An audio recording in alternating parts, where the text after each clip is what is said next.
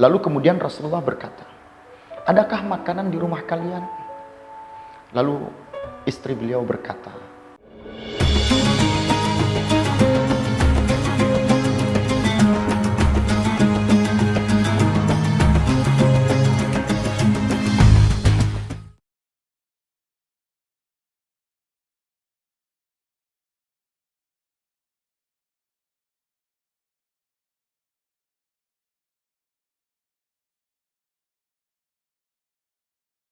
Assalamualaikum warahmatullahi wabarakatuh. Sahabat muslim, semoga selalu dalam lindungan Allah Subhanahu wa taala. Hari ini kita memasuki hari kedua di bulan Ramadan insya Allah. Dan tentunya ada beberapa amalan-amalan, hukum-hukum yang berkaitan dengan amal ibadah puasa kita. Namun terkadang kita bingung, terkadang kita ragu. Apa yang sebaiknya untuk kita lakukan? Kami contohkan di sini perkara dalam hubungan niat. Bagaimana dengan niat ibadah puasa di bulan Ramadan? Apakah cukup niat itu kita lakukan satu kali ketika kita mengawali untuk beribadah puasa di bulan Ramadan? Atau setiap hari kita harus meniatkan ibadah tersebut agar ibadah ini tercatat sebagai sebuah kebaikan di sisi Allah Subhanahu wa taala. Kami ingin menarik satu hal yang terkadang sering terjadi dan ada kesalahpahaman di antara kehidupan dan pemahaman umat manusia dalam hal ini, khususnya ketika dihubungkan dengan ibadah puasa. Sebagai contoh misalnya, yang menjadikan polemik dalam perkara itu adalah yang perlu kita ambil asal muasal daripada niat ini seperti apa. Dalam kitab Al-Majmu' Syarh Muhadzab disebutkan Imam Syafi'i pernah menjelaskan, as-salat la tasihhu illa bin nutqi. Ibadah salat itu tidak akan sah kecuali dengan an-nutqu, yaitu dengan melafatkannya atau mengatakan sesuatu, karena nataqa yantiqu ini diartikan sebagai sebuah kata kerja yang dihubungkan dengan mengatakan sesuatu atau melafatkan sesuatu, baik dalam bentuk ungkapan, ucapan, atau sejenisnya. Imam Syafi'i misalnya di sini dalam kutipan yang dijelaskan Syekh An-Nawawi pada kitabnya Al-Majmu' di bab ketiga di halaman ke-277 menyebutkan, qala ashabuna ghalita hadzal qail. Ulama kami, yaitu yang dimaksud ini adalah Imam Syafi'i, mereka berkata, orang yang memaknai demikian ini adalah sebuah kesalahan. Ghalita hadzal qaul. Kata-kata ghalita itu ghalat, ada sesuatu yang salah, ada sesuatu yang keliru. Walaysa muradu Syafi'i bin nutqi. Dan bukanlah yang dimaksud Imam Syafi'i adalah an-nutqu. Harus diungkapkan, harus diucapkan. Maka ketika kita akan beribadah puasa Ramadan, lalu kita melafatkannya, mengucapkannya. Dalam syarahnya Nawawi, ini menjadi sebuah kesalahan, kekeliruan. Hadza bal muraduhu at-takbir. Akan tetapi ketika ini dihubungkan dengan niat salat, maka niat salat ini yang dimaksud adalah at-takbir. Takbir inilah awal perkara yang menyebabkan terjadinya perdebatan. Ada orang yang ketika akan melakukan semua ibadah, maka dia harus melafatkan sebuah niat itu. Sampai akhirnya ibadah puasa yang wajib, ibadah puasa yang sunnah, itu pun harus dilakukan dengan niat.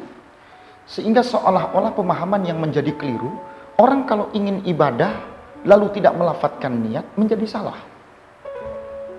Dalam kehidupan Rasulullah, ketika Rasulullah mendatangi salah satu dari istri-istri beliau, lalu kemudian Rasulullah berkata, adakah makanan di rumah kalian? Lalu istri beliau berkata, tidak ada. Maka Rasulullah pun menjawab, kalau begitu aku berpuasa di hari ini. Nah, sebagai contoh dalam hidup kita misalnya, ketika Rasulullah mengatakan, aku berpuasa kalau begitu pada hari ini, kapan perkataan itu diungkapkan?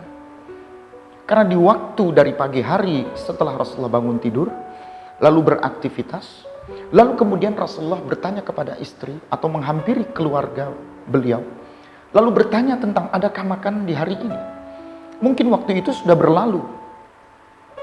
Berlalu dalam artian sudah melewati waktunya imsak, melewati waktunya sholat subuh atau adzan di saat masuknya, terbitnya matahari. Nah, ternyata tidak ada makanan. Lalu apa yang dikatakan Rasulullah? Kalau begitu aku berpuasa. Pertanyaannya, kapan niatnya Rasulullah? Rasulullah tentunya tidak melakukan dengan lafaz niat khusus. Nah, di sini kekeliruan yang terjadi.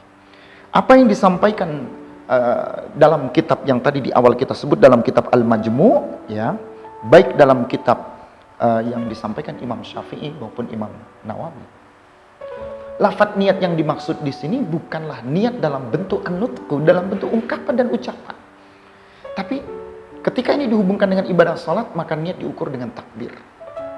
Nah, menjadi renungan untuk kita saat kita menunaikan ibadah puasa. Apakah kekeliruan ini harus menjadi sebuah kewajiban? Sehingga ketika di malam hari kita tidak melafadzkan niat untuk melaksanakan ibadah puasa, lalu akhirnya niat ini pun kita ungkapkan, kita lafadzkan, dan akankah kita membatalkannya? Ini menjadi renungan. Sehingga seolah-olah seluruh ibadah mahdhah khususnya, mau tidak mau ibadah itu harus dilakukan dengan niat.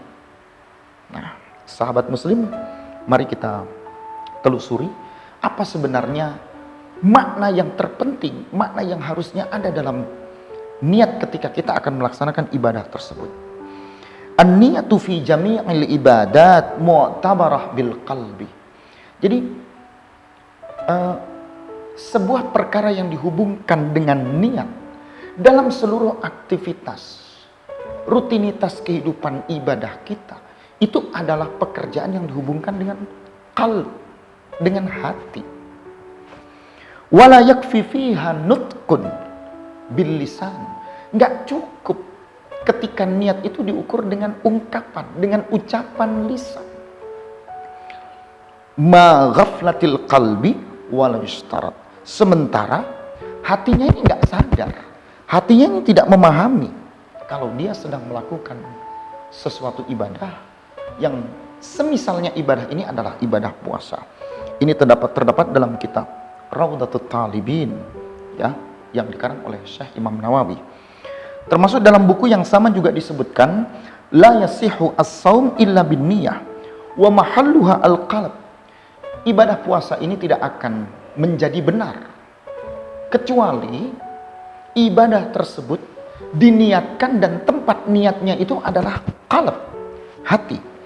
Wala yustaratu an-nutqu bila khilaf, dan tidak disyariatkan untuk diucapkan meskipun terjadi khilaf, terjadi perselisihan di antara para ulama dalam perkara ini. Nah, artinya apa di sini? Niat itu adalah pekerjaan hati.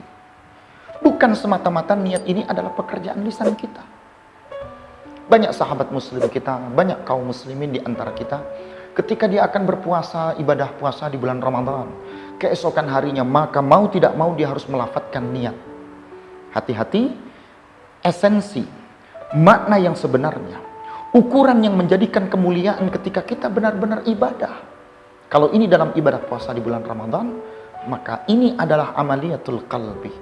Ini adalah pekerjaan yang dihubungkan dengan apa sebenarnya yang terdetik dalam hati kita. Apa sebenarnya kebaikan yang akan kita lakukan ketika ini cuma diungkapkan, tetapi hati kita tidak memaknai dari apa yang kita lakukan. Poin yang berikutnya yang dapat kita ambil adalah inti daripada sebuah ibadah. Inti daripada ibadah ini tentunya ketundukan kita, kepatuhan kita, kebesaran hati kita, kelapangan hati kita ketika kita melakukan sesuatu. Entah itu ibadah sunnah dalam ibadah puasa, entah itu ibadah wajib seperti ibadah puasa di bulan Ramadan. Dari sini sahabat muslim, mari sama-sama kita maknai. Haruskah kita niat dengan lafaz? Kalau memang dalam kehidupan kita benar-benar mantap dengan melafatkan itu dengan lafaz kita, tidak ada masalah. Tetapi inti yang dilafatkan adalah diukur dari bahasa hati kita, dari suara hati kita. Kalau ibadah puasa yang kita lakukan, ini benar-benar muncul dari kesadaran kita, dari benar-benar ketundukan hati kita, semata-mata kita hanya ingin mendapatkan keberkahan dari ibadah yang kita lakukan. Mungkin dalam kita berzakat, mungkin ketika kita akan menunaikan ibadah sholat, haruskah kita melantunkan lafaz ketika kita akan zakat mal, ketika kita akan zakat fitrah, ketika kita akan berinfak bersedekah, lalu kita menyebutkan nawaitu, aku berniat untuk menunaikan ibadah puasa, menunaikan ibadah zakat, dan seterusnya. Sahabat muslim, kami menghimbau dalam kesempatan yang sedikit ini, mari, bukanlah hal yang begitu daruriyah, bukanlah hal yang begitu penting, tapi ada yang terpenting dalam ukuran niat kita. Bangunlah kesadaran ketika kita akan meniatkan untuk melakukan satu ibadah, tidak semata-mata dengan an-nutq, tidak semata-mata dengan lafaz, dengan lisan kita. Tapi ada ibadah yang kita lakukan dan itu dibangun dari kesadaran hati kita. Sekalipun Rasulullah menyebutkan innamal a'malu binniyat wa innamal likulli imri'in ma nawah. Sesungguhnya segala perbuatan apapun yang dilakukan bergantung kepada niat. Dan seseorang ketika akan melakukan sesuatu pekerjaan, maka diukur dengan niatnya. Hati-hati, bukan hanya niat diukur dengan lafaz, tapi sadarkanlah hati kita. Bangunlah motivasi untuk melakukan kebaikan dalam ibadah. Semata-mata karena hati kita, apa yang ada di dalam diri kita, benar-benar wujud ketundukan kita, kepatuhan kita, ketaatan kita kepada Allah Subhanahu wa Ta'ala. Mudah-mudahan bermanfaat. Semangat untuk melakukan kebaikan dalam ibadah ini.